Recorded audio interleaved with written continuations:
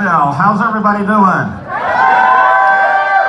Getting good food, getting something to drink and all that, having a good time?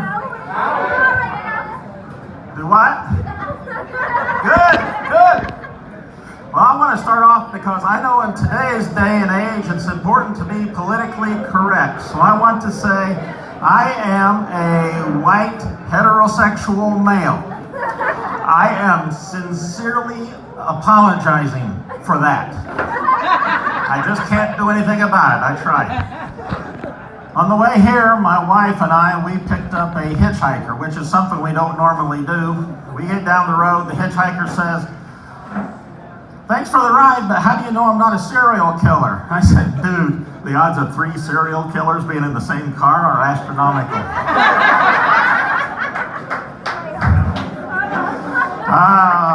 Almost ran over a motorcyclist. I was distracted looking at a great big yellow billboard that said, "Start seeing motorcycles." So, would have got here a little bit sooner, but my GPS kept saying turn around where possible, then make a U-turn, just over and over and over. Then when I get down here, I saw a help wanted sign in a restaurant window, so I called 911 for them. Then I get here, there's nowhere to park, so I park in a no parking zone. But that's okay, because I haven't gotten a parking ticket in years. I figured out a way to defeat them. I've taken off my windshield wipers. The first memory that I have, I tell you what, everybody's young here. Lots of energy on this stage. It's like, I cannot keep up with that. I'm 55 years old. I have slowed down. But anyway, my first memory is of my mom changing my diaper and wiping poop off of my butt. Later on, when I could be able to talk, I said, "Mom, what's poop made out of?" And Mom said, "Oh, honey, poop is leftover food that your body doesn't want." And then later that day, I said, "Mommy, what's for supper?" She said, "Leftovers."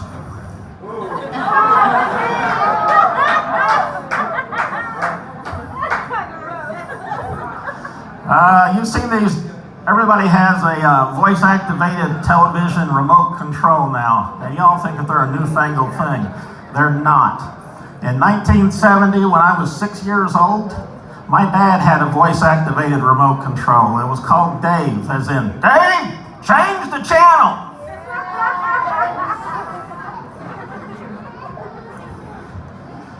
Yep, then, okay, everybody has a computer now. I grew up without a computer, and I had to write everything out by hand.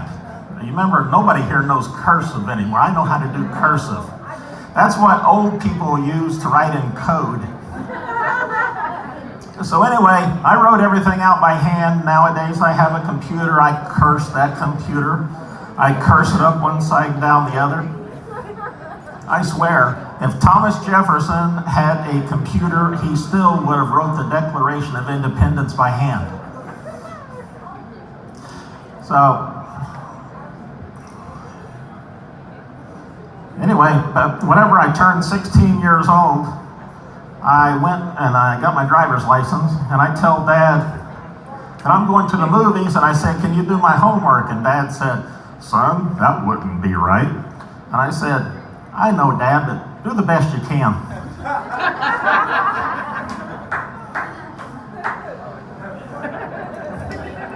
I did grow up. I got married. I got divorced. I got married. I got divorced. I got divorced. I got married. No, wait. I don't know what the order was, but anyway, I got married 4 times. I've been divorced 3 times. And on my last wedding, I registered at Staples so that somebody could get me a do-it-yourself divorce kit. On my, everybody's heard the phrase, keep your friends close and keep your enemies closer. That is the only reason my first marriage lasted 17 years. Yeah. My second wife, she comes to me one day crying, saying,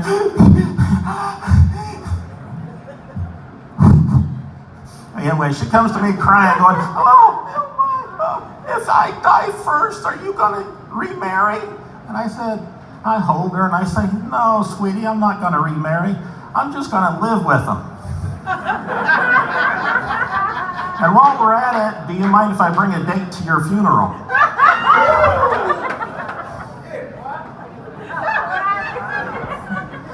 Now, I see there's a lot of tattoos out here in this crowd. And I tell you what, I appreciate what you're going through. I have an allergy to pain, so that's just not my thing. But my third wife, she really liked tattoos. And I kept telling her I'm not getting one. She finally, as wives do, she wore me down and she convinced me to get a tattoo. So I go to the tattoo parlor, and the tattoo artist starts in on me. I said, holy crap, nobody said this was going to feel like a herd of killer bees injecting flaming gasoline under my skin. So anyway, I got her name down here on my leg, and I thought, let's make this practical. Let's put her phone number under there too. So that way, the theory is, if I get in a wreck, the paramedics, they cut off your clothes, they'll see your name and number, they'll call her. Well, I find myself in ICU, in a coma, naked on life support. The doctor calls her, and that witch said, pull the plug.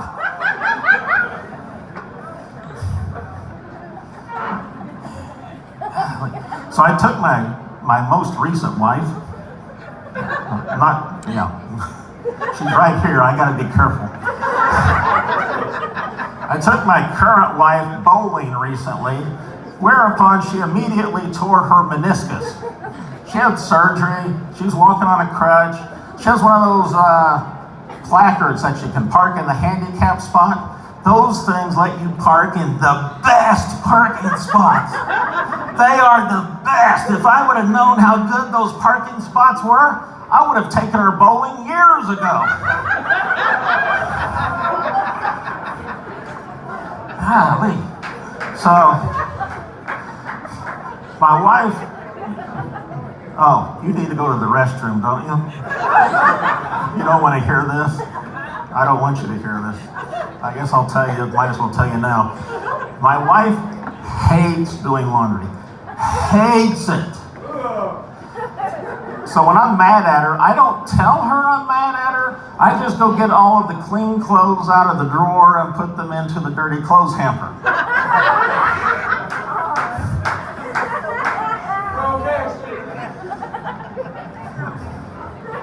So the other day my wife calls me and says, do you ever feel a sharp stabbing pain in your back, like somebody has a voodoo doll, they're stabbing it with a knife?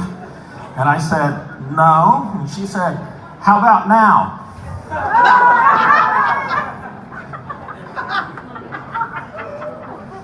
What? I have to make my own fun. Being poor, as everybody except Donald Trump is, being poor, you have to make your own fun. So when I'm standing behind somebody in line, say at Walmart, I peck them on the shoulder and say, excuse me, that mole on your, I'm a dermatologist, that mole on your neck is definitely cancerous and you need to get to the doctor right away. That's always good fun.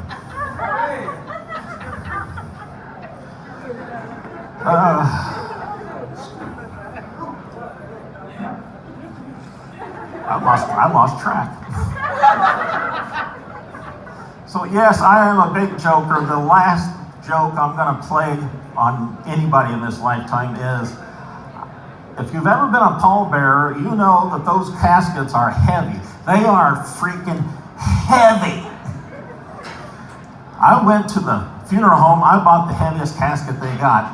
And when I die, this 270-pound carcass is going into that. And the funeral home has already been paid to line the bottom of it with 200 pounds of concrete blocks. Yeah, well, I'm good. When those pallbearers try to hoist that casket up and carry me, oh, that's gonna be so funny, I can't wait.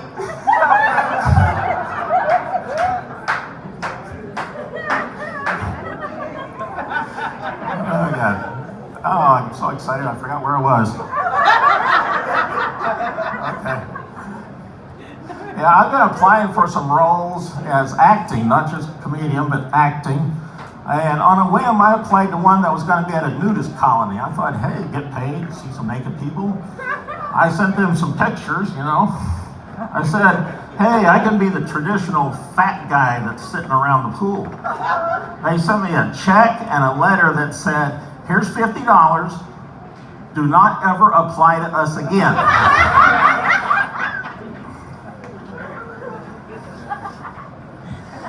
Now, at 55 years old, everybody in this room, except for maybe a couple of you, ignore the adult diaper commercials.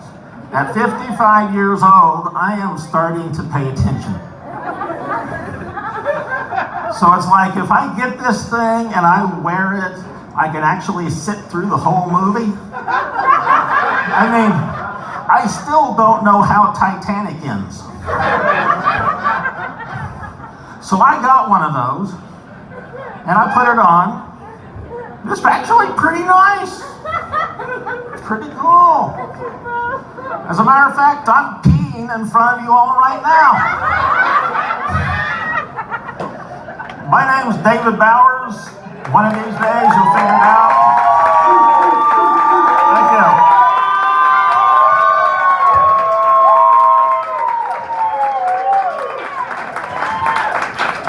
My cousin's so funny, y'all. He's so funny. I'll be over later for my plate. Just, you know. Auntie, I don't know. That